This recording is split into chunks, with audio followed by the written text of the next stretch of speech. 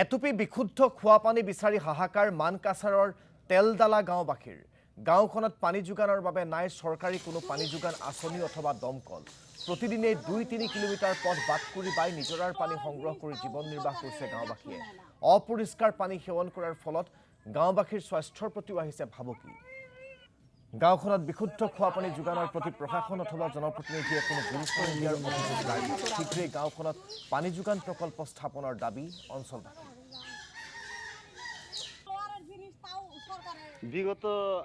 ৮-৯ মাহ ধৰি পানী পোৱা নাই আমালোকে বেলেগৰ ঘৰৰ পৰা আনিছে পানী কিমান দূৰৰ পৰা আনিছে? মেক্সিমাম 3 কিলোমিটাৰ 3.5 কিলোমিটাৰ মান হ'ব বেলেগৰ ঘৰত গৈ দমকলৰ পৰা পানী যোগান ধৰি আনিছে আমাৰ মা ভনসকলে সেইটো অলপ মানে অসুবিধাটো হ'ল তোমাৰ এই বৰিঙৰ তলত যিটো তোমাৰ কি আছে ই মটৰ সামাৰ সালামটো সেইটো মানে বেয়া হৈ গ'ল আৰু বৰ্তমান পানী আমালোকে খোজকাঢ়ি আনো বেলেগৰ ঘৰৰ পৰা আনি আছোঁ মেঘালয়ৰ পৰা বেলেগৰ ঘৰৰ পৰা আনি আছোঁ মেক্সিমাম 3 কিলোমিটাৰ 3.5 কিলোমিটাৰ হ'ব ডেইলি আনিব লাগে ডেইলি পানী আনি তোমাৰ খোৱা বোৱা কৰিব লাগে গা পা ধুব লাগে ল'ৰা ছোৱালীবিলাকে সেই পানী স্কুলৰ খাই গা ধুই স্কুলতো গৈ আছে মা ভণ্টি